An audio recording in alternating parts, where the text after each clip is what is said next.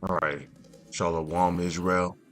First and foremost, as always, I would like to give all praises, honor, glory, respect, and blessings to Yahweh, Bahasham, Yahweh Shai, Bahasham, Rakaha, Quadash. Salutations to the Lord's elect on the four corners of the earth, pushing his truth and sincerity while patiently waiting for Yahweh Shai's return, and double honors to our apostles and elders of Great Millstone, which have taught us everything we know through the spirit and power of Yahweh, Bahasham, Yahweh Shai. And welcome to another series of It's Going Down, being brought to you by the spirit and power of Yahweh, Bahasham, Yahweh Shai. U.S. aiming to shift blame for Iran strikes unto Amalek, or the Amalekites.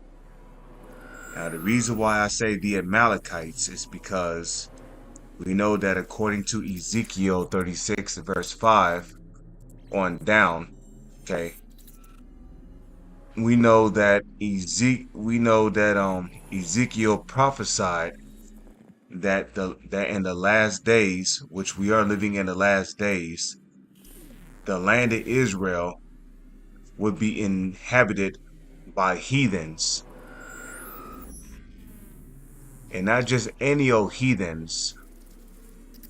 Okay,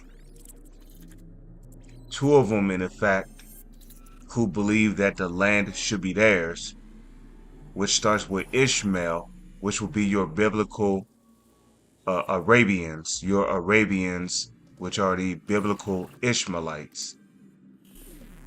But first and foremost, which will start with Idumea.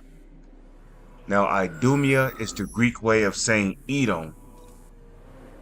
And in the book of Genesis, when you do your research on Esau, Esau had a grandson, and his name was Amalek. Now, anybody who comes out of the line of Esau is an Edomite. So ultimately, Amalek, one of Esau's descendants, was an Edomite. Okay? He was an Edomite. And as it would tell you in the Holy Scriptures, let me just get it real quick, okay? Amalek was the first among the nations. Let's type in KJV. Amalek was the first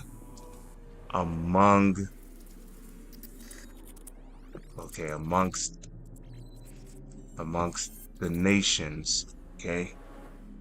And then what we're going to do is we're going to go to Numbers 24 verse 20.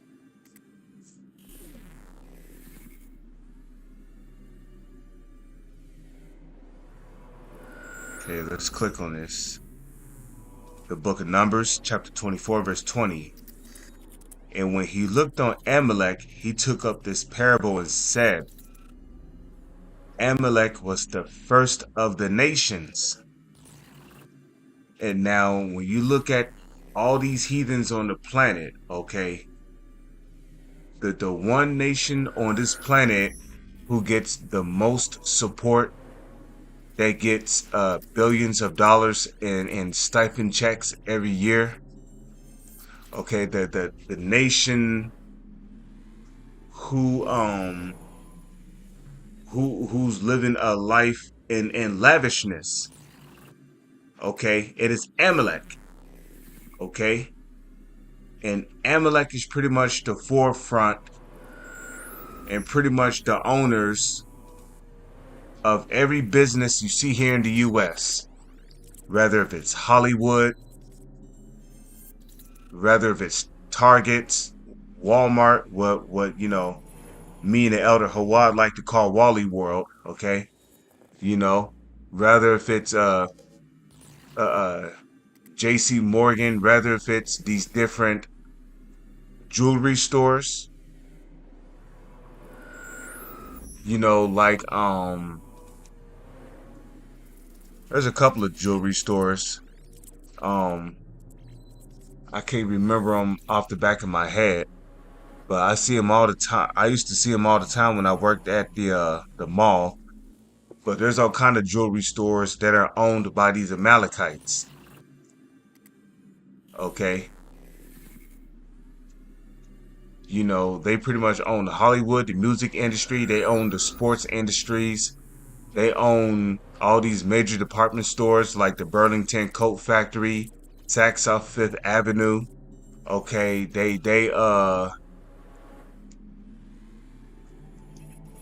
H&M, Timberland.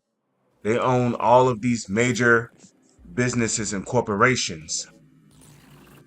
Okay, they own these different news stations, these different TV shows. They're all owned by Amalek. Why? Because Amalek is the first of the nations. These different restaurants, these different food chains like Five Guys, McDonald's, Wendy's, KFC. They're all owned by Amalek. Okay?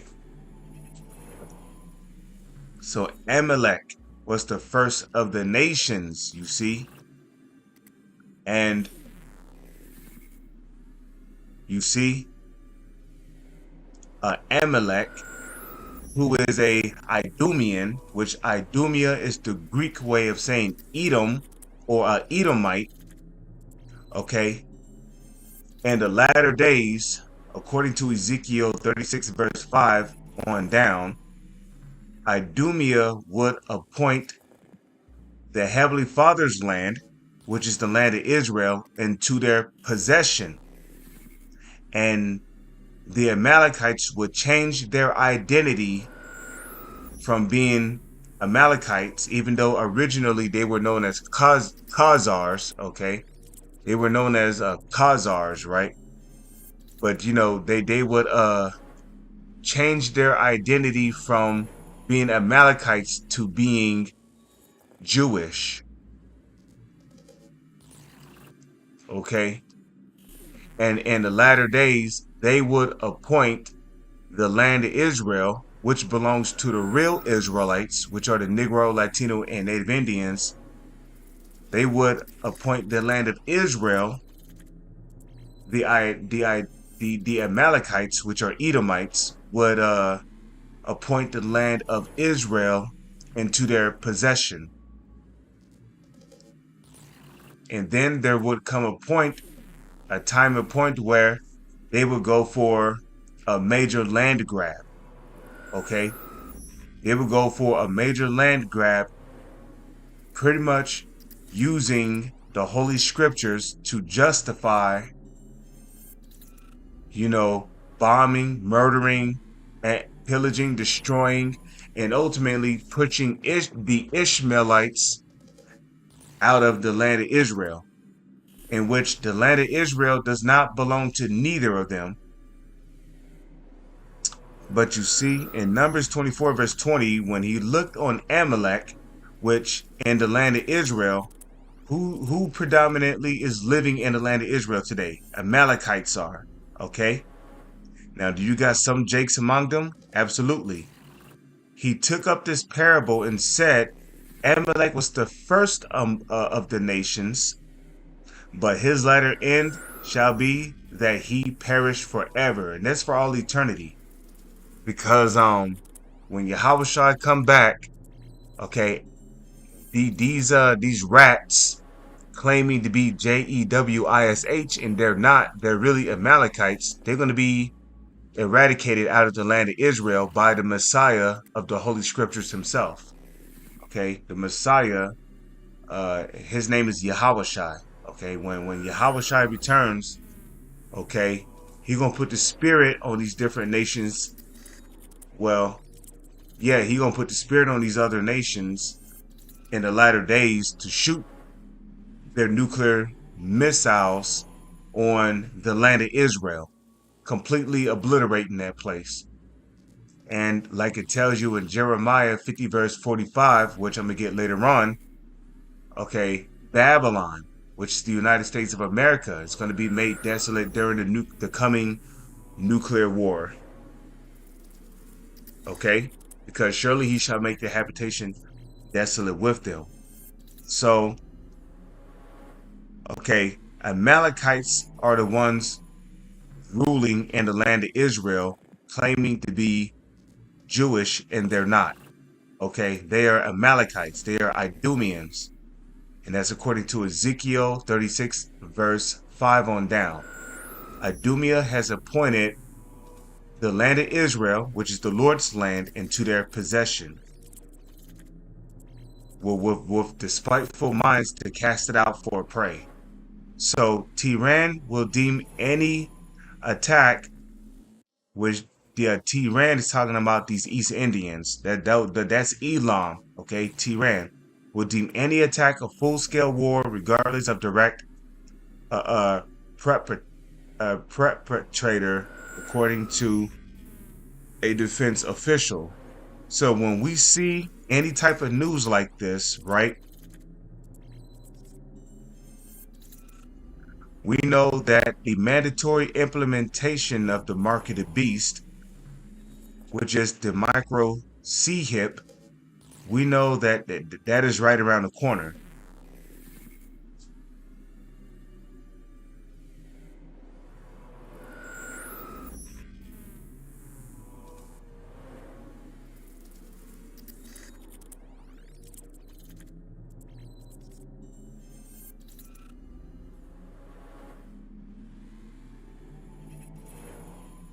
Okay, we know that it's right around the corner, and it could very well be this summer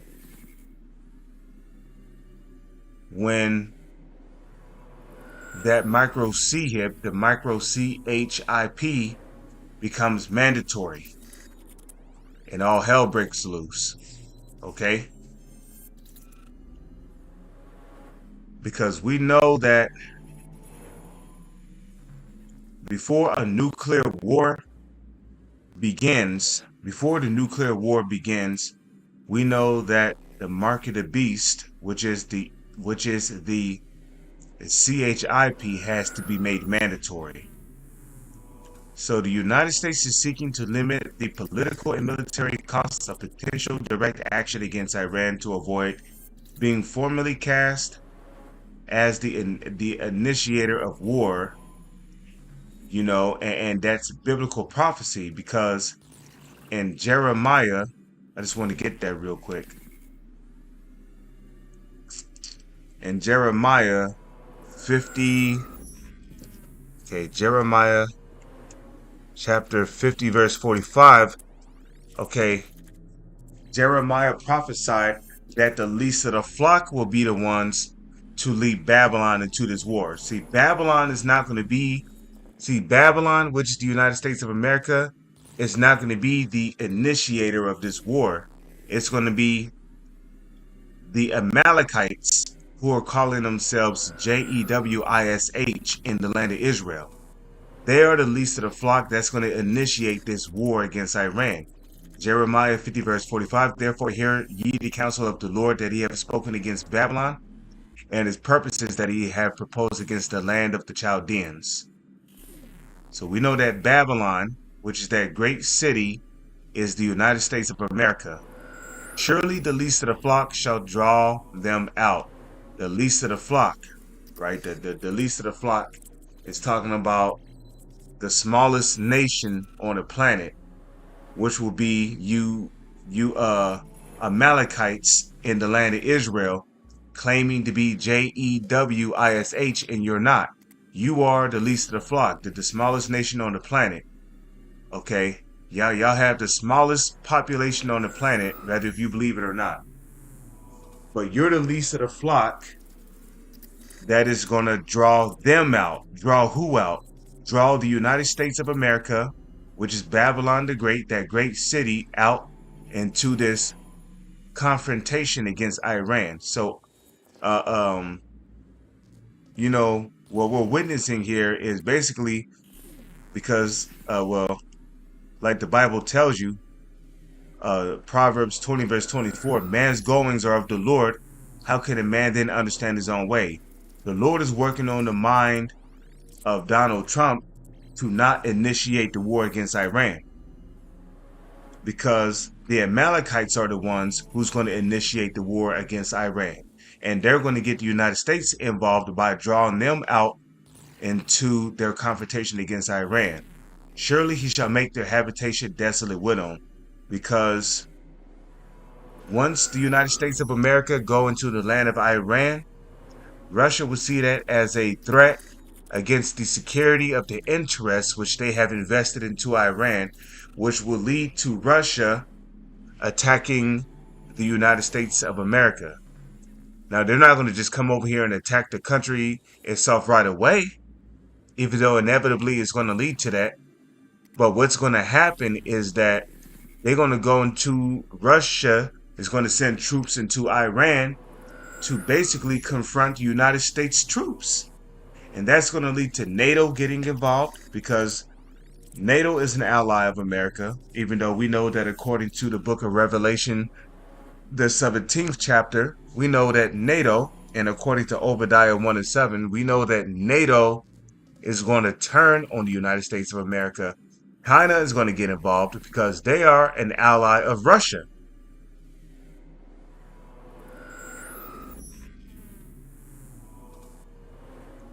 You see? So there's going to be a chain of command that's going to lead to multiple nations being gathered together over there in the Middle East, which is according to Joel 3 and 9.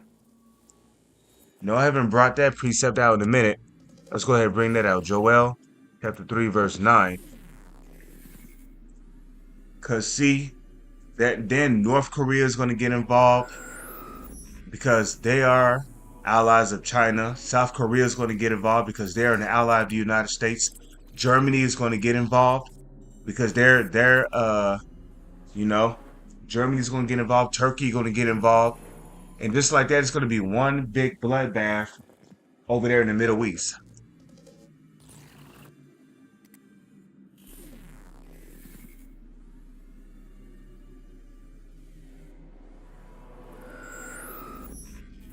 Okay?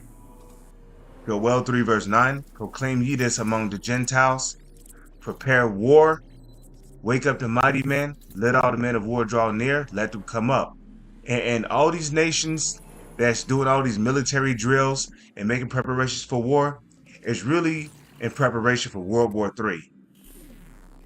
So that's how you know that the Lord is working on the minds of these different kings, aka presidents, prime ministers, or Vladimirs, however you want to say it, over across the globe.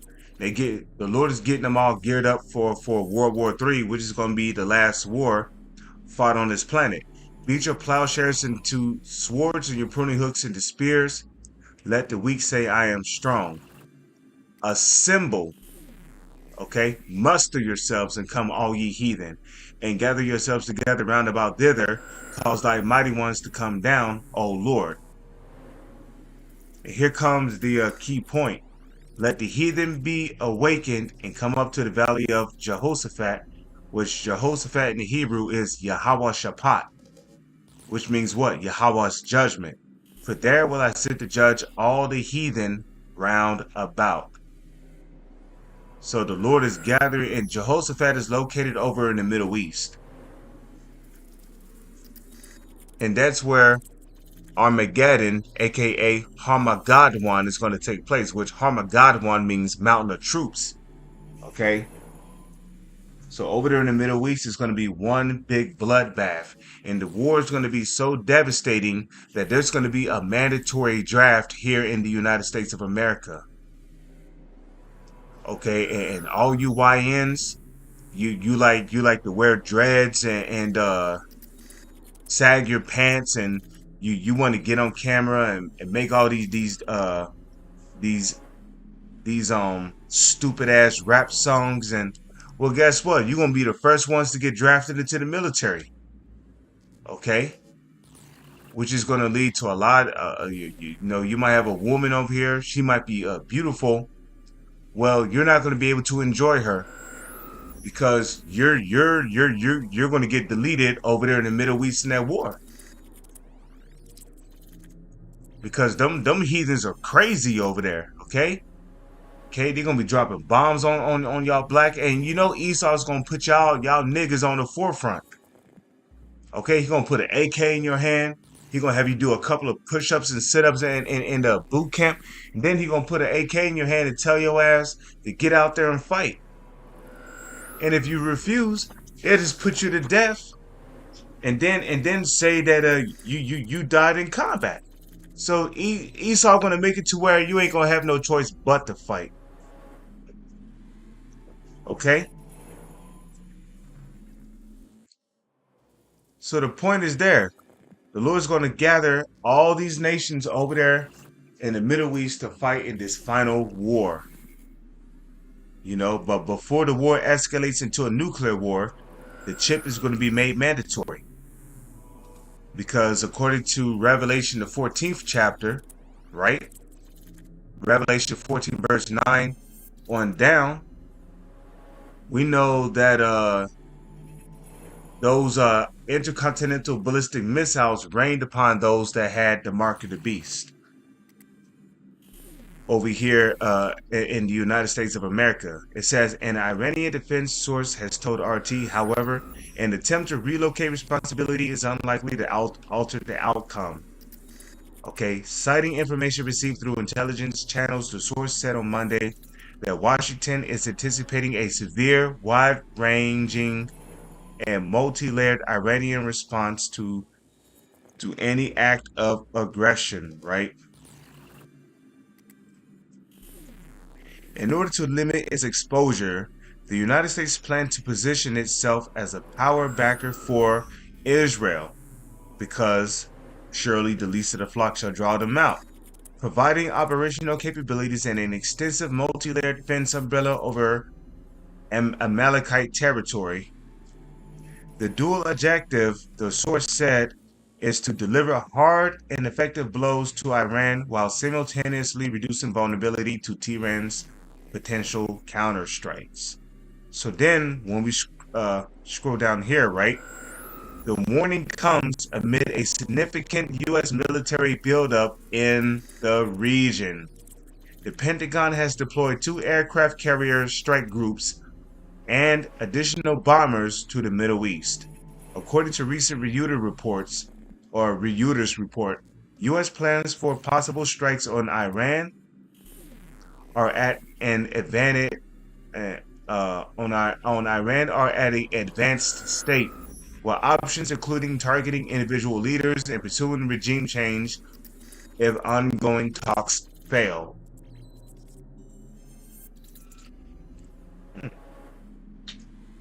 So there you have it. What more needs to be said? The Lord is working on the minds of these different kings. And again, Proverbs 20 verse 24, okay? Man's goings are of the Lord. How can a man then understand his own way? So let's type in instructions here. See what pops up.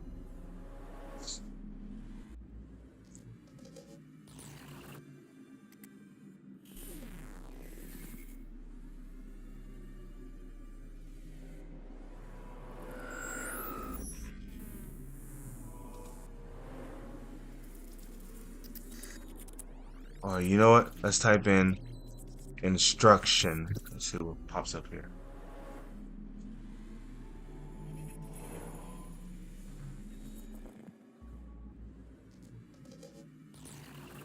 Okay, Job chapter 33 verse 14.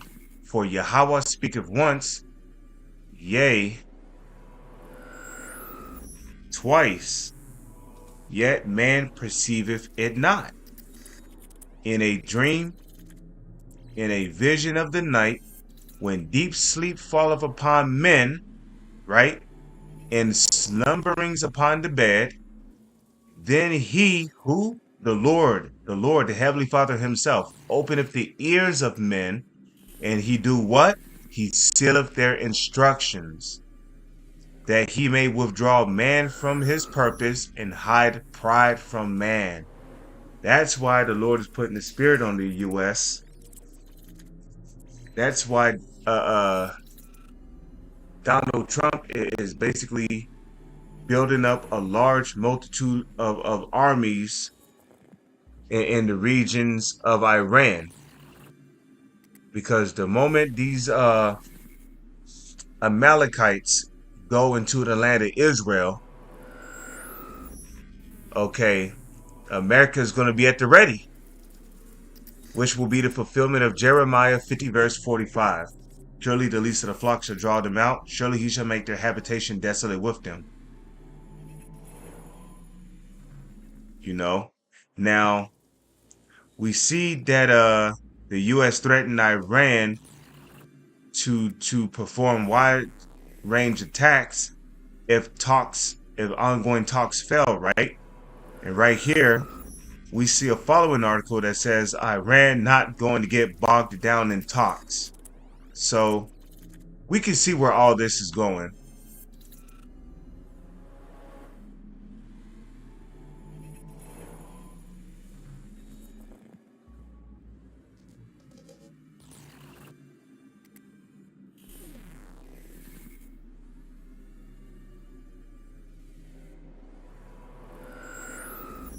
All right. So pretty much the point has been made. With that, I'm gonna say Shalom is on to the next one.